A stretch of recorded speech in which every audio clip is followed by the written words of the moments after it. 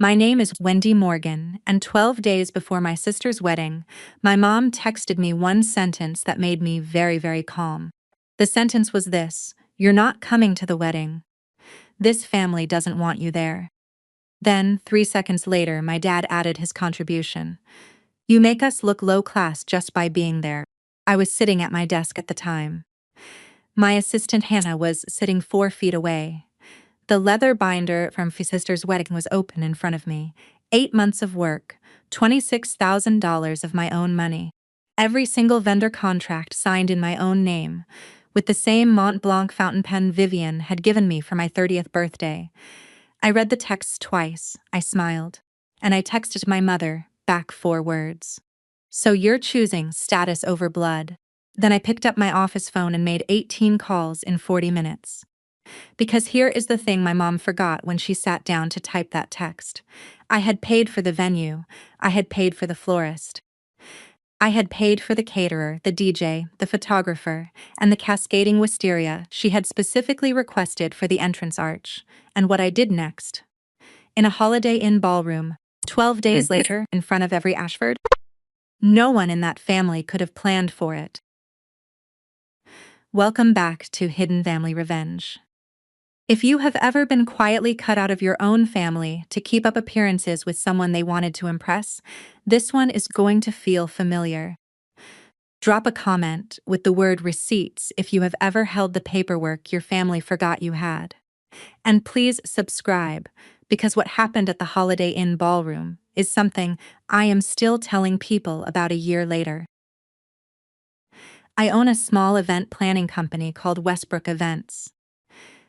It is named after my middle name because at 20 years old, when I dropped out of Cal State Sacramento, my father told me I would never have anything to put my last name on. He said it at the kitchen table while my mother nodded along, and I remember thinking, fine, I'll use a different name then. That was 12 years ago. Westbrook Events has 4 employees now.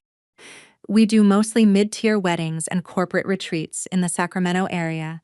We are not glamorous, we are reliable, and the vendors in this town know my voice on the phone. 8 months before that text, my younger sister Vivian had called me crying. She had just gotten engaged to Trent Ashford, and my mother had immediately taken over the wedding planning. Vivian wanted a small ceremony. My mother wanted a Cresthaven Manor reception with imported orchids. Vivian was overwhelmed, so I made an offer. I would handle every vendor personally. I would use my industry contacts to get prices nobody else could get. I would put everything on my business card and reconcile the receipts with my parents later. It would be my wedding gift to Vivian. She cried again. She hugged me. She said I was the best sister in the world. 8 months of binders. 8 months of weekend tasting menus. 8 months of bringing Vivian fabric swatches at her hair appointments because she could not get away from the salon. Every contract, every deposit, every signed page. The Mont Blanc clicked open, the signature dried, the binder closed. I did not think about whose name was on the contracts. Until 12 days before the wedding, when my mother told me I was not invited. The text arrived on a Tuesday at 3:47 in the afternoon. I remember the exact time because I was on a call with the rental linen company about napkin counts. My phone buzzed. I glanced down. I saw the preview from my mother. I excused myself from the call. I told the linen company I would call back in 10 minutes. I would not, but I said it. I read the first text. Then I read the second one, from my father. Then I read both of them again, just to make sure I had not invented it. "You're not coming to the wedding. This family doesn't want you there. You make us look low class just by being there." I felt nothing for about 4 seconds. Then I felt something very specific. Not anger, not sadness. Something colder and clearer, like when a sink stops dripping and you suddenly notice how quiet a kitchen can be. Hannah looked up from her monitor. She is 27 years old and she has been with me 4 years. She can read my face in ways my own family never bothered to. "What's happening?" she said. I did not answer her yet. I turned my phone to her screen side and slid it across the desk. She read the messages. Then she read them again. She did not say anything. She just slowly closed her laptop. I picked the phone back up and typed 4 words. So you're choosing status over blood? I hit send. Then I uncapped the Mont Blanc and opened the binder. The first vendor on the list was Catalton Blooms. I dialed the number from memory. I had a wedding to dismantle. To understand why my mother typed that text, you have to understand the engagement party. 4 months earlier, the Ashfords had thrown an engagement dinner at their country club. The Ashfords are old Sacramento real estate, 4 generations of it. They are also, importantly, not the kind of people who tell you they are old money. They tell you about the public school their grands go to. My mother had been per norm at that dinner since the Trent proposed. She had a new dress. She had her pearl pin, the one she only wore for what she called important occasions. She had practiced the small wave she planned to do at the doorway. I drove myself there. I wore a navy dress I already owned. I was the only one there and something not new. Beatrice Ashford was the first person to talk to me. She is in her early 60s, slim, gray hair cut neat. She walked over while my mother was still fussing with her clutch in the entryway. "You must be Wendy," she said. "Trent has told me about your company." I said yes, that was me. She asked what kind of events I did most. I told her. She asked thoughtful questions about the staffing model, about how I managed cash flow in slow seasons, about what made a good vendor relationship. She was the most interested adult I had spoken to in 5 years. I caught my mother watching us from across the room, the pearl pin flashing under the chandelier light. Her face was doing something I could not quite read. Aunt Marjorie came over and pulled my mother toward the bar. I watched my aunt cup my mother's elbow and whisper something. My mother nodded. At the end of the night, Beatrice put her hand on my arm. "You're impressive, Wendy," she said. "Vivian is lucky to have you." I drove home thinking it had gone well. I had no idea I had just made my mother panic for 4 straight months. Hannah finally spoke. "Wendy," she said carefully, "are we canceling the wedding?" I looked up from the binder. "We are canceling the vendors. Whether there is a wedding is up to my mother and the Ashfords. I just won't be paying for it." She nodded slowly. "Walk me through the contracts." I flipped to the contract index. 18 vendors, Cresthaven Manor for the venue, Maison Beaumont for the catering, Catalina Blooms for the floral, Riley Bennett for the DJ, 2 photographers, the cake, the transportation, the rental linens, the dance floor, the lighting, the wisteria arch installation crew, the string quartet for the ceremony, the hair team, the makeup team, the wedding night hotel suite. Every single one had my name as the primary contractee. Every single one had my business card as the payment method on file. My mother had insisted on that arrangement 8 months ago. Vendor lock-in pricing, she had called it. She did not want to think about logistics. She wanted to be a mother of the bride. I had agreed, because I had thought it was a gift. I uncapped the Mont Blanc and laid it on the legal pad. Hannah cleared her afternoon meetings. I drafted a checklist. Vendor name, deposit forfeit amount, final payment cancellation amount, method of cancellation, recovery time. The Mont Blanc made a soft click when I tightened the cap. I looked at Hannah. She looked at me. "My mom is going to call in about 40 minutes, I said. "I'd rather have the first 8 done before she does." Hannah picked up her phone. "I'll start the call queue from my line. You take the venues and catering. I'll take florals and transportation. Go." I dialed Catalina Blooms. Catalina Blooms picked up on the second ring. "Catalina, this is Wendy at Westbrook Events. I need to cancel the Morgan Ashford wedding order. The full order." "Today," Catalina paused. "We have known each other 6 years. She runs the best floral shop in the Sacramento corridor. I have given her referrals worth probably $90,000 over our working relationship." "Wendy, are you all right?" "I'm fine. I need the cancellation in writing within the hour. I understand I forfeit the $4,200 deposit. I need you to void the $7,800 final payment that auto-drafts on the 5th. Please confirm both in the email." "Done," she said. She did not ask further. She knows this business. She knew that whatever had happened, I did not want to talk about it. The email landed in my inbox 4 minutes later. I drew a line through Catalina Blooms with the Mont Blanc. I dialed Maison Beaumont. Same conversation. 2,000 forfeited. 9,400 voided. Confirmation in 7 minutes. Line through Maison Beaumont. Riley Bennett, the DJ. He is a friend. He refunded the entire deposit because he said he was on call that night anyway and could rebook. Line through Riley Bennett, the transportation company. Voided in 3 minutes. The string quartet. Refunded in full at my request. The cake. The cake was the only one that hurt. It was custom. The baker had already milled the lavender for the buttercream. I asked her to keep the lavender batch and the design notes for one of my upcoming clients. She said yes. $300 forfeited, $1,800 voided. 11 lines through 11 vendors in 26 minutes. The Mont Blanc was warm in my hand. I muttered to myself while I marked off the orchid order. Low class, yeah. Low class doesn't deliver orchids on time. Low class doesn't know the cancellation clause. Hannah looked up at me. She did not laugh, but her shoulders relaxed. We had 7 vendors left. My phone started lighting up around 4:22, the first call from my mother. I ignored it. The second. Ignored. The third went to voicemail. I did not listen. The fourth and fifth came in back-to-back at 4:31. I turned the ringer off completely. I would not be the one losing focus. Hannah was working through the transportation rental and the lighting crew. I picked up the next contract. At 4:36, my phone lit up with a text from Vivian. Wendy, please pick up. Mom says you're being dramatic, please. I read the message. I put the phone face down. I did not reply. Hannah looked at me. Vivian, I confirmed. Mom told her I'm being dramatic. What did the text say? Mom probably hasn't told her what she actually wrote. She told Vivian I'm having some kind of meltdown. Hannah nodded. She did not push it. She handed me the rental lines and confirmation already canceled. I drew the line. At 4:41, my mother left a voicemail.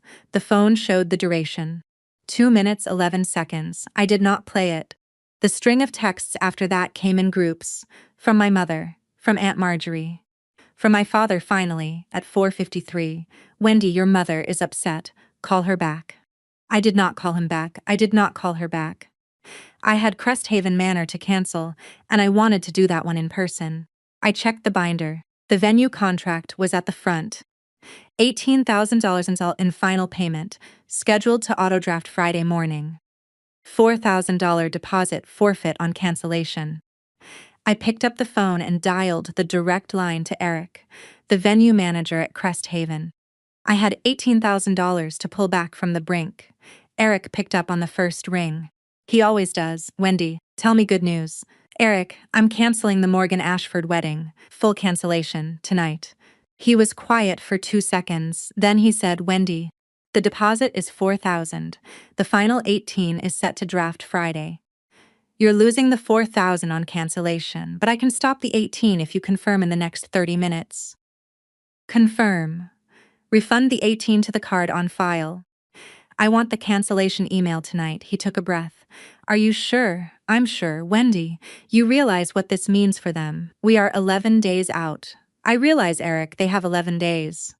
I have a checkbook with 3 blank weeks of capacity. Send the email. He sent it 16 minutes later. Subject line, Cresthaven Manor, cancellation confirmation.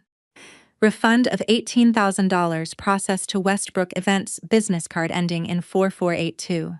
Deposit forfeit, $4,000. I drew the line through Cresthaven with the Mont Blanc.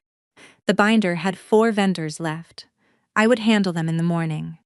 I leaned back in my chair. I looked out the window. Sacramento at 5:15 on a Tuesday in early September. The light was the color of weak tea. Hannah looked over at me. How are you feeling? I thought about it for a second. Like I just paid the cheapest therapy bill of my life, I said. And listen. I want to say something to you right now, if you are still watching at the 4-minute mark. Because somebody out there is doing the math on what I just did. Somebody is thinking, why did she lose $4,000 to a venue she could have used? Let me tell you what I learned at 22. The year my father told me my last name was not worth a tuition. Losing $4,000 to walk away from people who told you make them look low class is the cheapest therapy money can buy. If you have ever signed a check just to free yourself, drop the words cheapest therapy in the comments. And subscribe, because the Holiday Inn part is coming, and I am not skipping any of it. My mother showed up at my office at 6:04. I had told Hannah to go home at 5:45. She had not wanted to leave. I had insisted. There was no reason for her to be there for what was coming. The front bell jingled. My mother walked in, pearl pin, careful makeup, the dress she wears when she wants to look like she means business. I did not stand up. I did not close the binder. I did not put the Mont Blanc away. "Hi, Mom, Wendy, this has gone on long enough." She tried warmth first. "Honey, sit and talk to me." "I am sitting," she tried cold. "You have embarrassed your family. You have embarrassed yourself." "Have I?" She tried tears, real-looking ones. "She is good at them when she needs them." I did not move. "Mom, every vendor I contracted for Vivian's wedding has been informed today. 8 of them have already confirmed cancellation in writing. The remaining 10 will be done by tomorrow morning. The Cresthaven Manor venue has released the date. The Ashfords no longer have a reception location." The blood left her face in 2 waves. First around the mouth, then around the eyes. "You're lying." "I am not lying. Eric at Cresthaven sent the cancellation email 2 hours ago. You can call him yourself." She tried to speak. Nothing came out. I tilted my head. I would understand if you'd rather not call. Because, low-class people don't usually have a personal line to luxury venue managers. So I'm not sure why you would want to call Eric. Her eyes closed, just for a second. I added, almost gentle. But low-class people apparently don't get invited to weddings, so I'm not sure why you're here at all. She left without saying another word. I watched my mother through the office window after she left. She got to her car. She stood in the parking lot for 30 seconds. Then she yanked her phone out of her purse and started dialing. I could not hear her, but I could see her shoulders. I could see the way she paced. I could see the way she gestured with her left hand. The pearl pin caught the parking lot lamp. I knew exactly who was on the other end of that phone call. Aunt Marjorie. Marjorie is my mother's older sister, 55, divorced twice, never recovered financially or socially from either. She lives in a condo my mother helped her get into. She breathes my mother's social calendar. They have a particular tone when they talk to each other. Loud, fast, almost competitive. By 7s that night, my cousin Lila had sent me a text. "Wendy, what is happening?" "Mom is at Aunt Cordelia's house with a bottle of wine and they're calling vendors." Lila is 26, Marjorie's daughter. She has never quite been on her mother's wavelength. "We are not close exactly, but we are friendly." "They're calling vendors," I typed back. "What do you mean?" "They're trying to threaten them. Like telling them they'll get bad reviews if they don't honor the original contracts." I laughed out loud in my empty office. I actually laughed. "Leela, the contracts are in my name." "Not theirs," I figured. "They're not having a good time over here." A pause. Then Lila added casually, "Have you seen the family chat lately?" I read the line twice. "What family chat?" "Oh," Lila wrote.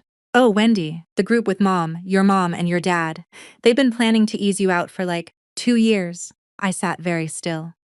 I asked her to tell me everything. Vivian rang my doorbell at 10:03 that night. I had been home for an hour. I had not made dinner. I had been sitting on my couch with the Mont Blanc in my hand and Lila's last text on my screen. I opened the door. Vivian's mascara was halfway her face. "Wendy, why are you doing this?" I stepped aside. She came in. She sat down on my hallway floor without taking her coat off, which is something I had not seen her do since she was 11. I sat across from her. The hallway is narrow. We could have touched knees if we tried. "Vivian, did you know Mom texted me and called me low class?" She didn't mean Vivian. She didn't, Vivian. She typed the words. Dad followed up with his own version. "Both texts are on my phone right now." She looked at the floor. "Why didn't you call me?" she asked. "Vivian, you're the bride. I wasn't going to call you 11 days before your wedding crying about Mom. I was going to handle it the way I handle everything. By canceling everything? By taking my name off contracts I signed because I thought I was helping you. Mom decided I wasn't family. I decided not to pay for family events anymore. She put her face in her hands. After a long minute, she looked up. Wendy, did Mom really say I'm worth more than you? I considered lying. I did not. No, Vivian, she said you embarrass her less. She flinched. I have not seen Vivian flinch since we were kids. She got up. She wiped her face with her sleeve. She looked at me for a long second. Wendy, I need to think. Okay, I'm not on her side. Vivian, I love you, but you need to decide if you're on mine. She left. The door clicked. I sat in the hallway for another 20 minutes. Then I went to find Vivian's laptop. Vivian had left her laptop at my apartment 2 weekends earlier. She had been working on table arrangement diagrams while I plated cheese for both of us. She had said she would come pick the laptop up after the menu meeting on Saturday. Saturday had come and gone. The laptop was on my entry table, under a stack of mail. I opened it. The lock screen took her thumbprint or a passcode. She had never set a password. Her Messages app was open in the browser tab. I scrolled through the sidebar. Most threads were normal. Bridesmaid chats, Trent, the dress fitter. At the bottom of the sidebar, with the indicator showing a small red dot, was a group thread. The thread was named M&D and Marge, Mom, Dad, Marjorie. Vivian had been added to the thread for some logistics question 2 weeks ago. She had not muted it. The messages kept coming. I scrolled to the top. The thread had started in March of 2024. 2 years ago, 3 months after my 30th birthday, 3 months after Vivian gave me the Mont Blanc. The first message was from my mother. After the wedding, we need a plan to phase Wendy out. She doesn't need to come to every holiday. The second message from Aunt Marjorie. She's a lot, Cordelia. She means well, but it's a lot. The third from my father. Agreed, she doesn't fit the picture. Let's see how the engagement goes. I sat down at my kitchen counter. I scrolled. September 2024. Marjorie says, Beatrice asked about Wendy's business at the engagement party. We need to redirect those conversations. She's not their kind. December 2024. Beatrice mentioned Wendy looked capable at the Christmas open house. I am losing my mind. February 2025. Plan. After rehearsal dinner, Wendy stays home with a work emergency. Vivian agrees. August 2025, last week, 8 days before my mother sent the text. We need to handle the wedding invitation directly with Wendy. She has to think she chose to step back. I uncapped the Mont Blanc. I opened a fresh legal pad. I started writing down the dates. I searched the thread for the phrase low class. The first hit was from Aunt Marjorie, 11 months ago, about a Christmas dress I had worn. The second was from my mother, 6 months ago, about my hair. The third was the one from this Tuesday. I screenshotted every single message. I did not cry. I just kept writing. I could have confronted my mother that night. I did not. I sent the screenshots to Iris Peterson, my college roommate, who is a paralegal in a divorce firm and who has watched me handle worse moments than this from a distance. Her reply came at 12:41 in the morning. Wendy, these are receipts. I know, don't blast them, not tonight. I wasn't going to. They'll do something stupid first. They always do. Wait for it. I'm waiting. A pause. Then she sent, and don't tell Vivian what you saw on the laptop, yet. I did not tell Vivian. I closed the laptop. I placed it back under the stack of mail. I sent Vivian a text that said only, thanks for stopping by, I love you, talk tomorrow. She did not reply. I made tea. I sat on my couch. I considered my options. I could send screenshots to my mother and watch her implode. That would feel good for an hour. Then it would be over. I could send the screenshots to Beatrice Ashford. That would be more useful. But it would also feel like I was using Beatrice. I did not want to do that, or I could wait. I decided to wait. Whatever happened next, my mother was going to do it to herself. She always did. I went to bed at 2 in the morning and slept for 9 hours. I had not slept that well in a year. My mother called Beatrice Ashford on Wednesday morning. I know this because Leela texted me at noon. Wendy, Mom is here. Aunt Cordelia called Beatrice last night to explain that you are having a breakdown and ruining the wedding for spite. Oh boy, I typed back. Wendy. Beatrice's response was, quote, I would like to speak with Wendy directly. I stared at the message, then I laughed, then I made coffee. If you have been watching for a while now, and you have ever sat in a kitchen watching a parent rewrite reality in front of you in real time, drop the word rewrite in the comments below. Because here is what is about to happen. My mother is about to find out that Beatrice Ashford did not get to be Beatrice Ashford by listening to whispers in country club hallways. Beatrice asks.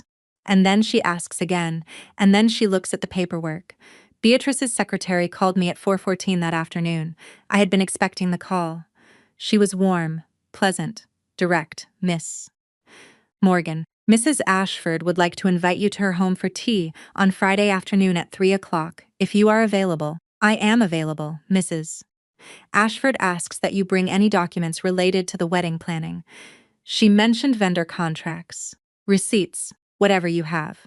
I will bring the binder. Thank you, Ms. Morgan. We look forward to seeing you Friday. I hung up. I packed the binder. I made copies of everything in it. I made a separate manila folder of the printed group chat screenshots. I put it all together with my Mont Blanc clipped to the cover. I had 3 days to get my thoughts in order. I knew exactly what I was bringing. Friday afternoon, 2:57. The Ashford home was in an old Sacramento neighborhood I had only driven through. The street was lined with valley oaks. The houses were set back behind low picket fences. Beatrice's house was a craftsman with a green door and a porch swing. There was no gate, there was no doorman. There was Beatrice in a beige cardigan, holding the screen door open. Wendy, come in. The tea is hot. The interior was tasteful in a way that is hard to describe if you have not seen it. Old rugs, not new. A bookcase that went floor to ceiling. A piano that was clearly used, no gilt. No statement art. A black and white photograph of a man in mechanic's overalls hung above the fireplace. She poured the tea herself. Earl Grey, real porcelain cups, no cookies on a tray, just the tea. Wendy, what is happening? I placed 3 sheets of paper on the small table between us. The first sheet was the master list of canceled vendors with dollar amounts. The second sheet was the original Cresthaven contract, with my signature and Westbrook Events as the contractee. The third sheet was the bank statement showing $26,000 and change paid out over 8 months. From my business account to my mother's wedding vision. Beatrice put on a pair of reading glasses I had not noticed. She read each sheet slowly. She did not skim, she read. After about 3 minutes, she looked up. Your mother told my husband at the engagement dinner that your business was, and I'm quoting, a side hobby Wendy does on weekends. I employ 4 people. We did 6-figure events last year. 2 corporate retreats and 11 weddings. Cresthaven gave us a vendor account discount because I have done 6 events at their facility. Beatrice tapped the bank statement. And the $26,000, my money, my business card, Vivian asked me. I offered. I thought it was a gift. Beatrice was silent for a long moment. Why would she tell us your business was a side hobby? Because she's worried you will find out my business is more solid than my dad's investment portfolio. Beatrice did not react dramatically. She just nodded once. Then she said, Vivian's wedding is in 8 days. What would you like to happen, Wendy? I had thought about this question for 3 days. I would like the wedding to happen, Mrs. Ashford. Beatrice. I would like Vivian and Trent to have their day. It's not their fault. I'm not the one who canceled the wedding. My mother did when she told me I make her look low class. I would just like the Ashfords to know who actually paid for the parts that did exist. Beatrice took her glasses off. And do you want to be there? If you invite me, yes. Not if my parents invite me. They told me I am not welcome. She did not pause. Consider yourself invited. By me. Personally. She stood up. She walked to a small writing desk against the wall. She opened a drawer. She pulled out a fresh place card. She picked up a slim silver pen. The pen she used had the same weight in her hand as my Mont Blanc has in mine. I noticed it before I understood I had noticed it. She wrote my name in calligraphy. Wendy Morgan. Then under it, Ashford Table. She handed the card to me. Wendy, I have one more question and then we can stop. Did your mother tell you specifically that you make her look low class? She typed it. So did my father. I have the screenshots. May I see them? I opened the manila folder. I handed her the printed group chat screenshots, all of them. She read for 9 minutes. She did not speak. When she finished, she folded the screenshots and put them on the writing desk. Wendy, I will see you next Saturday. She walked me to the door. She did not say goodbye. She squeezed my hand once. The grip was steady and warm. I drove home with the place card on the passenger seat. My mother and father spent the next 4 days trying to find a replacement venue. Lila kept me informed. They called Cresthaven and tried to uncancel. Eric was polite. He told them the date had been released to a corporate retreat. He told them this in the voice of a person who had been briefed. They called the Sterling Hotel, booked through the season. They called the Hyatt downtown, booked. They called the Vineyard at Folsom, booked. The summer wedding season in Sacramento books 8 months out. There were no luxury venues available on 11 days' notice. By Thursday morning, they had settled on the Holiday Inn near the airport. Conference ballroom, fluorescent lighting, drop-sailing tiles, a buffet contract because the Holiday Inn did not do plated dinners. My mother sent an email to the extended family explaining the venue change. The reason she gave was, and I am quoting, due to Aunt Marjorie's hearing aid technician being closer to the airport. Lila sent me a screenshot of the email with a single laughing crying emoji. The new caterer was a panic booking. The original Maison Beaumont had been doing filet mignon. The Holiday Inn package was a buffet of teriyaki chicken, mashed potatoes, and a vegetarian pasta. My mother and father paid $14,000 for that buffet, because the Holiday Inn knew they were 11 days out. The new florist was a wholesale grocery store order. White roses and baby's breath in plastic vases. About $300 total. The wedding cake was from the Costco bakery. My mother told everyone it was a stylistic choice. A return to simplicity, she said. My father told the country club that there was a venue construction issue at Cresthaven. Nobody at the country club believed him. I did not contact anyone in my family for the rest of the week. I bought a navy dress I already owned out of my closet, and I hung it where I could see it. Vivian came to my office Friday afternoon, 3 days before the wedding. She wore no makeup. Her hair was in a loose bun. She had not slept much. Wendy, Mom said you went behind her back to Beatrice. I closed the binder. Beatrice invited me to tea at her home. Vivian sat down across from my desk. She did not take off her coat. Mom is saying you're trying to ruin the wedding, Vivian. I'm coming to the wedding. She looked up sharply. You're coming? Beatrice invited me, personally. She wrote out a place card. I'm sitting at the Ashford table. Vivian's face moved through 3 emotions in a row. Surprise, then relief. Then a complicated kind of fear. Mom is going to lose it. Mom has been losing it since the engagement party, Vivian. You just didn't see it. I didn't see it either until this week. What do you mean? I considered telling her about the group chat. I decided not to, not yet, not before the wedding. I mean that Mom has been calibrating for the Ashfords for 2 years, and I was the part of the picture she couldn't figure out how to crop. Vivian's eyes filled. She did not cry. She just held them open until they cleared. She pointed at the Mont Blanc on my desk. Can I have it back? I looked at her. I looked at the pen. It was a gift, Vivian. From you to me for my 30th. It's mine, she nodded. She did not push. She did not argue. She just looked at the pen for a long second, the way you might look at something you almost broke, and then realized you did not get to break. Wendy, I love you. I love you too. She left. I uncapped the Mont Blanc. I signed 3 contracts that afternoon. The day before the wedding, I did very little. I went to the office in the morning. I signed paperwork for a new corporate retreat client. I had coffee for Hannah. I told her she did not need to come in on Saturday. She would be at her sister's barbecue. Good. I went home at 3. I washed the navy dress. I steamed it. I laid it across my bed. I tried on a small pair of earrings, not pearl, plain silver studs. I sat on the edge of my bed and looked at the dress for a long time. Hannah texted at 6. You okay tomorrow? Best I've been in a year, I typed back. She sent a heart. Iris messaged at 7. She had stopped by my apartment that afternoon and dropped off a sealed envelope at my door. Inside the envelope were 2 clean printed copies of the group chat screenshots. with a sticky note. The sticky note said, "In case you need them, I'm rooting for you." I slid the envelope into my clutch. I made dinner. I ate alone. I watched the light leave the kitchen. At 9, I thought to myself very clearly in the dark of my own apartment, the only person who heard it being me. Low class doesn't pay deposits. I do. I slept 8 hours. The Holiday Inn near the airport, Saturday, 4:07 in the afternoon. I parked my car in a regular hotel guest spot. I walked up the sloped concrete entrance. There were 2 columns of beige stone on either side of the lobby doors.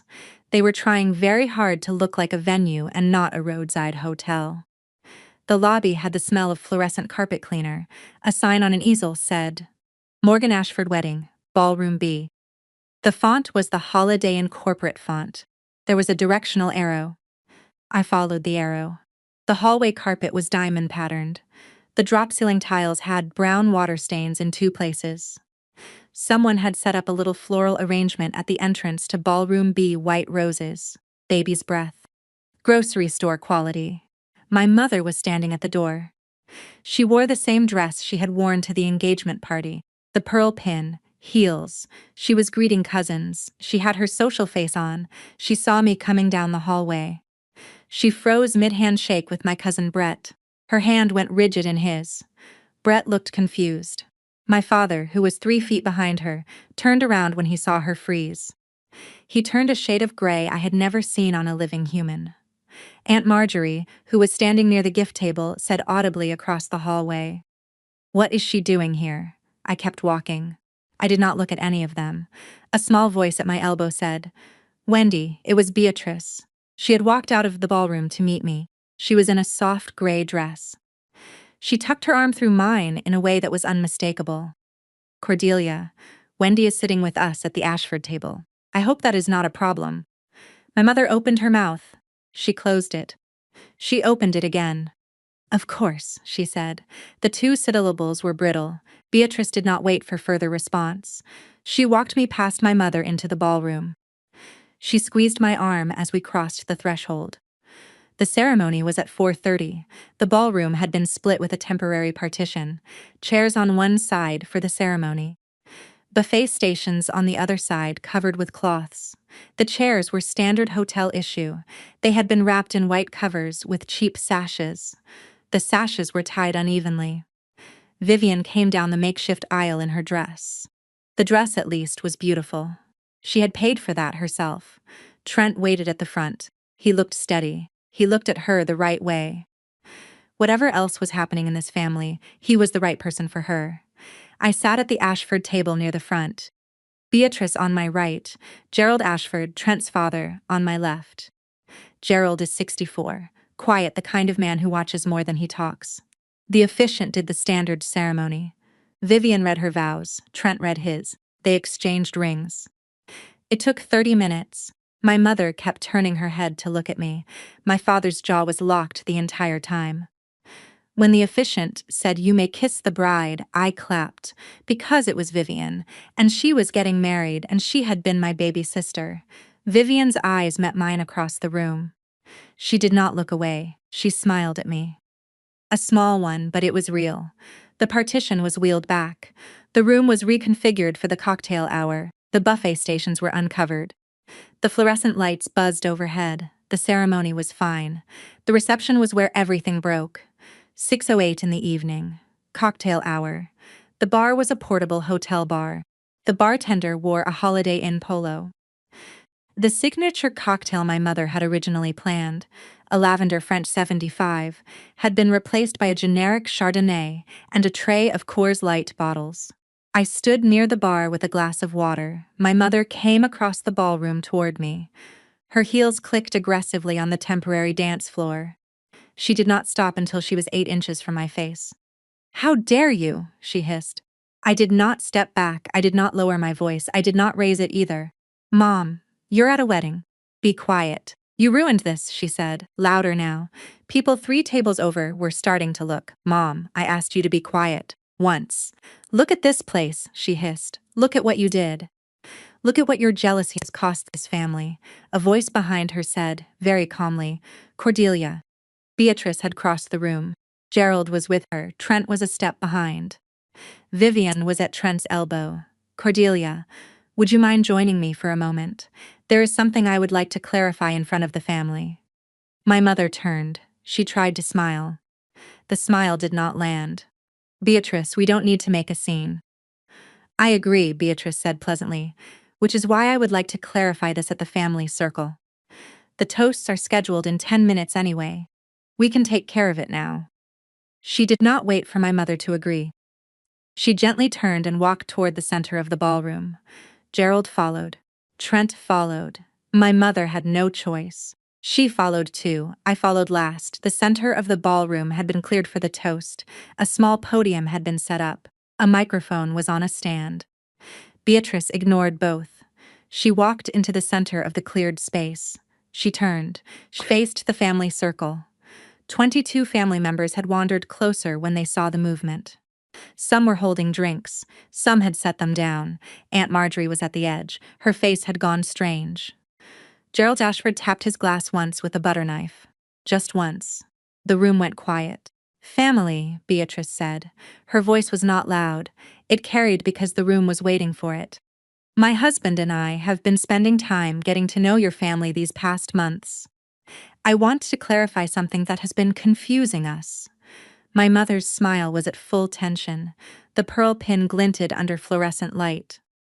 We were told, Beatrice continued, that Vivian's older sister Wendy is, and I am quoting Cordelia, a side hobby event coordinator who didn't contribute much to the wedding planning. Well, my mother began. You see, I am going to clarify, Beatrice said, not unkindly. She produced a manila envelope from a small handbag I had not noticed her carrying. These are the original vendor invoices for the wedding that was planned at Cresthaven Manor. The wedding that was canceled 12 days ago. She did not open the envelope yet. She held it in two hands. She let the family circle look at it. Cordelia. Before I open this, would you like to clarify anything you said to my husband at the engagement dinner about Wendy's role in the planning? My mother's throat moved. It was a small side thing she helped with. A small side thing. Yes. Beatrice looked at her for a long beat. All right, she said. She opened the envelope. I had not yet said a word. I did not need to. Beatrice opened the envelope. She read from the first page. These are vendor invoices for the original Cresthaven wedding. Florist, Catalina Blooms. $7,800. Catering, Maison Beaumont. $9,400. Venue, Cresthaven Manor. $18,000. Photography, 2 photographers. $4,200. Music, $2,800. Lighting, linens. Transportation, the Wisteria Arch installation crew. She turned the page. Total contracted value $46,200. Prepaid deposits totaling $26,000 and change. She turned another page. The card on file at every single vendor. Westbrook Events Limited. Account holder, Wendy Morgan, president. She let the family circle absorb that for one full second. Wendy Morgan paid for your daughter's wedding, Beatrice said. Out of her own business account. Over 8 months, $26,000 of her own money. My father had gone the color of paste. Aunt Marjorie was clutching her purse with both hands. Beatrice turned another page. This is a family group chat dated July of this year. Quote, Beatrice can't see Wendy. She'll seize I came from rough stock. End quote. My mother made a small sound. Not a word, a sound. There are 47 similar messages, Beatrice said, going back 2 years, from Cordelia, Richard, and Marjorie. Planning, quote, to phase Wendy out gradually after the wedding. Silence. Beatrice folded the page. Cordelia, she said, I want to be clear. I came from a Sacramento foreclosure in 1978. My father was a mechanic.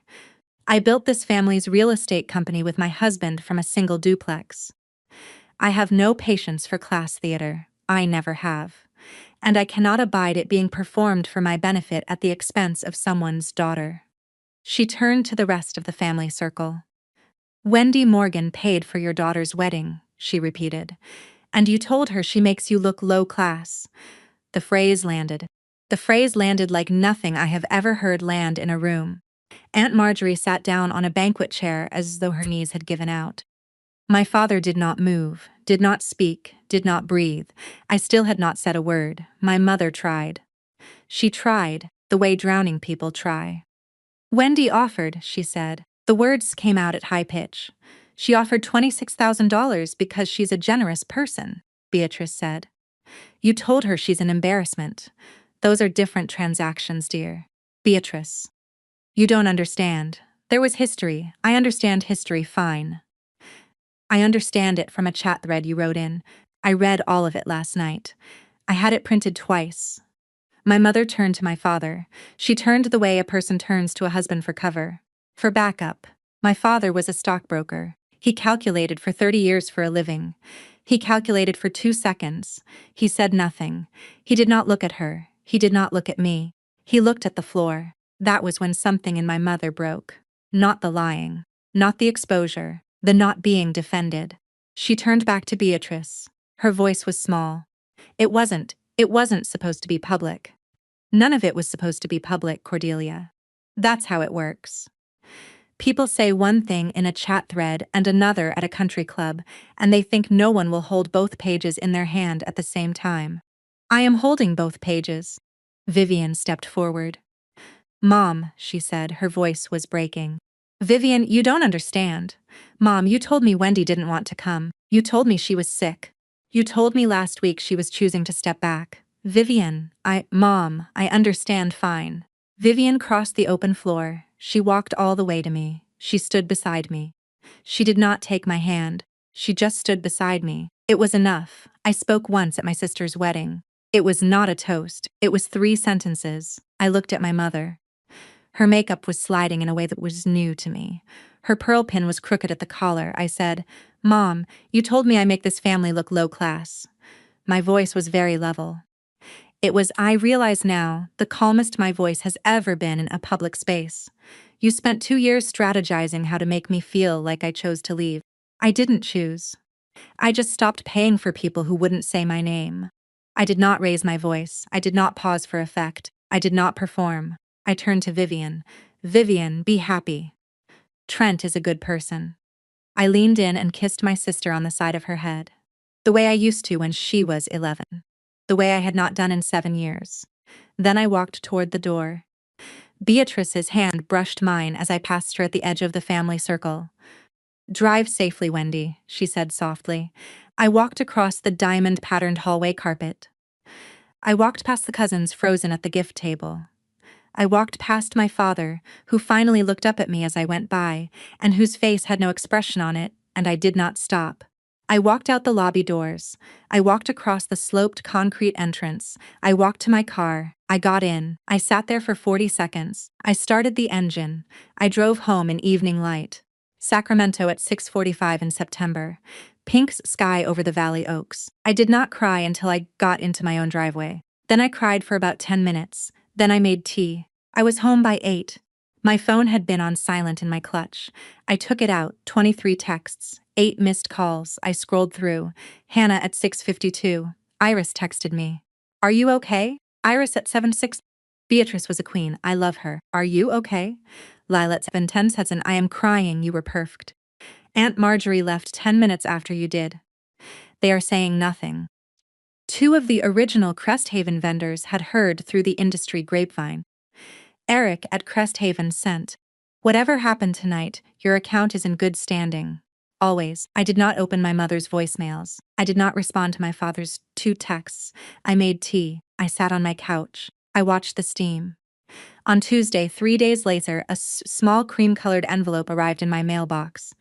Beatrice's handwriting, a short note. Wendy, thank you for what you did, and for what you did not do. I would like to have you to tea quarterly going forward, Beatrice. It was signed in the same silver pen ink as my place card. I put the note on my refrigerator. On Sunday afternoon, Vivian had texted, I am so sorry. I see it now. I had replied, I love you. I need a while. She had replied, take as long as you need. I had set down the phone and I had not opened my social media for 2 days. That was enough. 6 months later. Westbrook Events had booked 3 weddings through the Ashford Connection Network. Beatrice never said she was sending people my way. She did not need to say it. People talk. I reinvested the recovered $18,000 into a second coordinator hire. Her name is Psia. She is 24 and she is sharper than I was at her age. The $4,200 I lost to the Catalina Blooms deposit came back to me through a new corporate retreat client within 2 months. My mother had called once in October. I did not pick up. She left no message. My father had sent a holiday card in December. I mailed it back unopened. Aunt Marjorie was quietly dropped from the country club Christmas list. I heard about it from Lila over coffee. Vivian and I had been meeting for coffee once a month since November. Slow, neutral. Trent came twice. He is a good person. He apologized for what he did not see. I told him I did not blame him. Beatrice and I had tea quarterly, as promised. We talked about business, mostly. Occasionally, we talked about Vivian. We did not talk about my mother. I still used the Mont Blanc. I had signed 47 new contracts with it since the wedding. The pen lived on my desk next to the leather binder of every event I have ever planned. Status doesn't pay deposits. I do. But not for people who won't say my name. If you have been with me until now, here is what I learned. The people who tell you you make them look low class are usually telling you what they are most afraid you will find out about them. My mother had spent 30 years climbing a social ladder that Trent Ashford had never even seen. My mother had built her sense of self on rungs other people had nailed to the wall. When I started to look capable, when I started to look like I might be more solid than her own structure, I became the threat. I had to be moved out of the picture, gently, before anyone Beatrice's height noticed me. She did not move me out of the picture. I moved myself. That is the difference. That is my story. If you have ever held the receipts your family forgot you had, keep them. Quietly. Some people need to be paid in mirrors. Drop a comment with the word receipts. Hit subscribe. And I will see you in the next one.